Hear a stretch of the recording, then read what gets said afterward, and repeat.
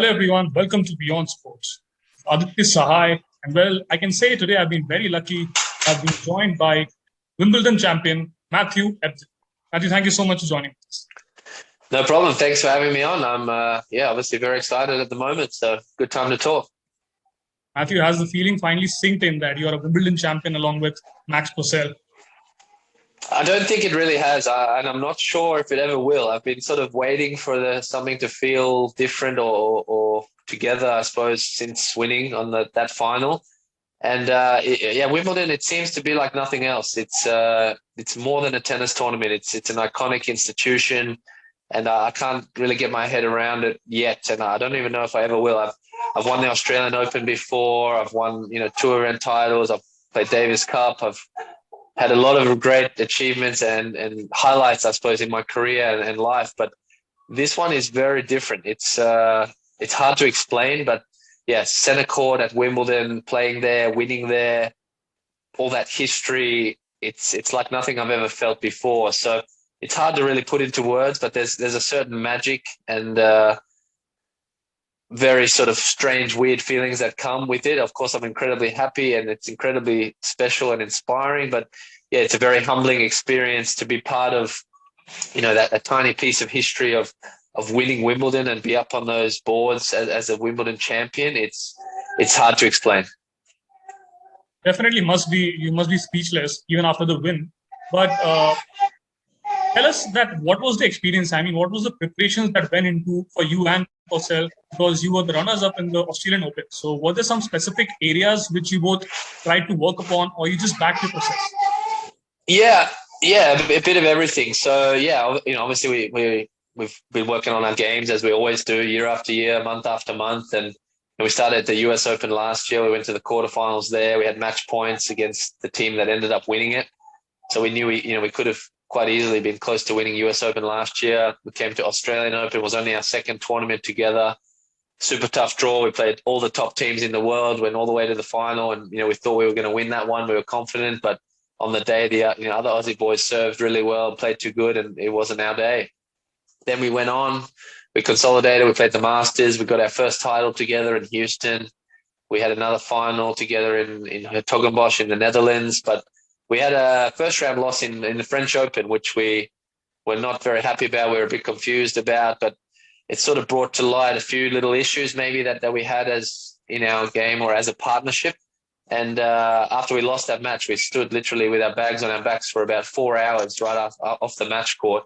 And we had about a 4-hour chat about what we could do better, what we can, how we can gel better, what each of us needs personally to perform our best, and just learn more about each other, what each one likes, what each one needs, just the trust between us, trust in ourselves, trust in each other, trust in, what's going to make us the best pair we can and make us ultimate professionals so we can put our best on the park, every time we play and maximize our chances of success, because we both know and we've shown that we have all the shots, we have all the tools, we have all the talent, all the ability, and, all the skills needed to win the biggest tournaments, to win Grand Slams, to be number one in the world. We've shown and we know we have that. We're confident in that. And it was about just getting, a couple more pieces of the puzzle together.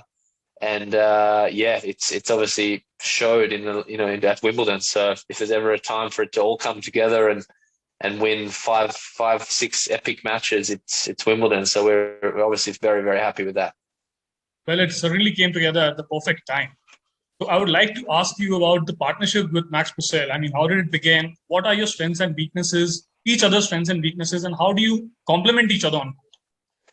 Yeah, it naturally became a very much successful partnership in terms of the pairing and gelling straight away bit by chance. We each last year were playing singles as well, but we were playing doubles, and we had other Australians we were paired with, and the other two were going just for doubles only. So they decided to pair up, and then Max and I were also playing doubles, but still also playing singles. And we were both sort of thought, oh, well, if they're teaming up, maybe Max and I should team up. So I sent him a message, said, hey, do you want to partner up at US Open? And he was actually waiting for another young Aussie to play a semi-final of an event. And if he had won that tournament, he might have been high enough ranked where Max and him could have played together and got entry into the US Open. Otherwise, they couldn't even get in anyway. I sort of said, oh, come on, Max, think about this. Let's do it. And anyway, he lost, and he said, yeah, no, you're right. Let's do it. So we went about it, and straight away we just hit the ground running, straight to the quarterfinals. As I said, we had match points, could have easily won and been in the semis, or maybe even won US Open. And then Aussie Open straight away, second tournament, straight to the final. But then we sort of started to realize, how good we were and how we were complementing each other. So Max is quite a bit younger than me. He's only 24 years old.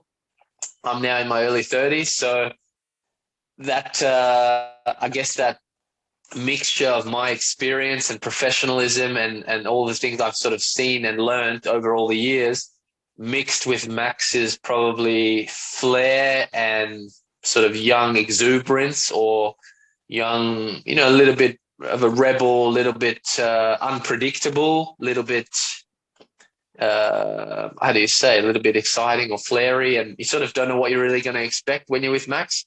Whereas me, you probably know what more you're going to get. I'm more sort of professional, stable, I'm more experienced. And you bring that together, and, I let Max say things. Sometimes I take it on, and I guess then pairs don't know who of me or Max is sort of calling the tactics or leading the charge. I mean, we both mix and match. So it makes us a little bit unpredictable. That definitely helps.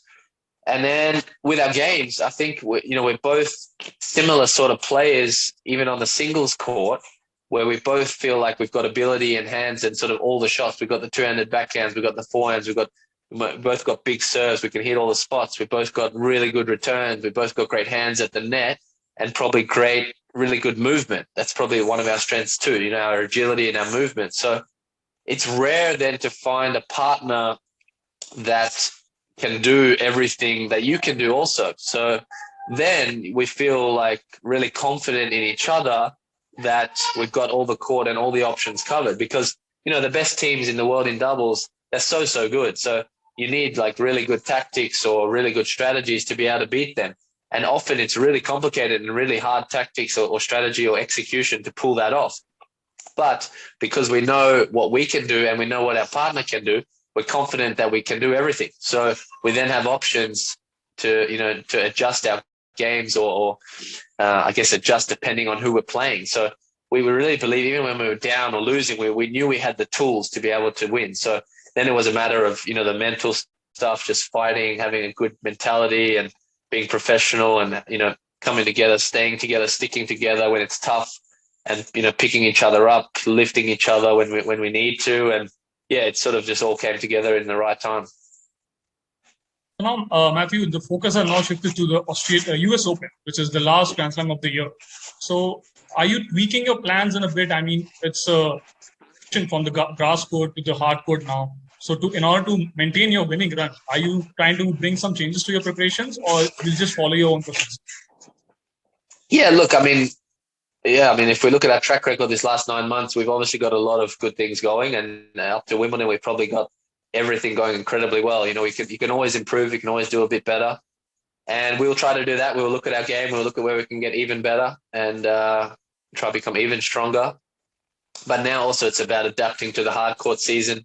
Obviously, Max and I are both very comfortable on grass and hard courts, so usually that transition is quite quick. I've started training on the hard courts, but same thing, that every team out there and every tournament is so good, it's so competitive. So literally from the first tournament back next week, it's going to be super tough. We're going to have to really fight hard, bring our A game. We're going to have to put in all the practice and training and be, incredibly professional with everything leading into the Masters and into US Open will be no different. And, everyone out there wants to win. Everyone out there is so good.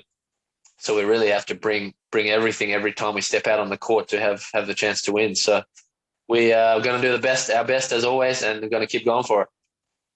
Matthew, before we start, I'd like to ask about the big three in tennis fraternity: Rafael, Nadal, Roger Federer, and Novak Djokovic. So can you mention a few qualities about them? What really inspires in your game? Also, it helps in your game, Rafael, Nadal, Djokovic, and Federer. And if I can put you in a spot and ask that, is there someone from the trio you feel you're most inspired from, or someone outside the trio also? Yeah, firstly, those three, what they've done not only in tennis but in world sport as a whole, it's mind-blowing. It's phenomenal. I mean, I don't think you'll ever see three guys win over 20 slams again in tennis. I mean, or even get close to it like that. And all at the same time, it's just incredible. I mean, given the depth and how good everyone is these days, the equipment, the training, so many athletes, the depth, and even the margins that they win by are so small, but just repetitively do it. It's incredibly rare. Even the next generations of players that come and win all the singles Grand Slams, your Zverev, Tsitsipas's teams, now your Alcaraz and the young guys. Like, there's so many good players. Felix Augusta, Medvedev, Rublev. Like, there's 5-10 guys. So I think you're probably going to see in the future 5 or 10 guys winning 1 slam, 2 slams, 3 slams, 4 slams. I don't think you're going to see 1 or 2 or 3 guys winning 20 slams again. It might happen, but it's what they've done is incredibly rare. But in the same time, it's incredibly good for the sport of tennis to have these guys. Not even just one. We just had Federer, then we had Nadal as well. Now we got Djokovic. All of them over 20 slams. It's really making tennis one of the biggest global sports worldwide, and it's incredible for the sport. I know them all well. I've played against all of them. Played against Roger. I've trained with Roger a lot. We're pretty close friends. I've practiced with Rafa. I've played Rafa 3 times. I know Novak really well. I haven't played against him yet, but hopefully get the chance. Probably I'm closest with Roger. He speaks the most English. I was born in South Africa. His mother's South African.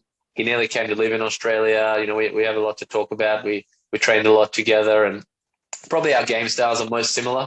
He plays a little bit serve and volley. He plays aggressive. He comes to net. He uses the slice. All things I sort of play all around the court, an all-court game like he does, more so than a grinding baseliner like Djokovic or a clay court style like Nadal. I'm probably most similar to Federer. So, naturally coming up when I was a teenager, he was someone who inspired me the most, and I sort of looked up to the most game style wise, and even off the court. I like his persona. I like what he stands for. He's has great manners, great respect for the game, for people, for himself, and he's a great role model and ambassador, and definitely someone who's inspired me through my career. Well, Matthew, thank you so much. This is Aditya Sahay from WION Sports. All the best for the future. Thank you. Thank you so much. See you in India.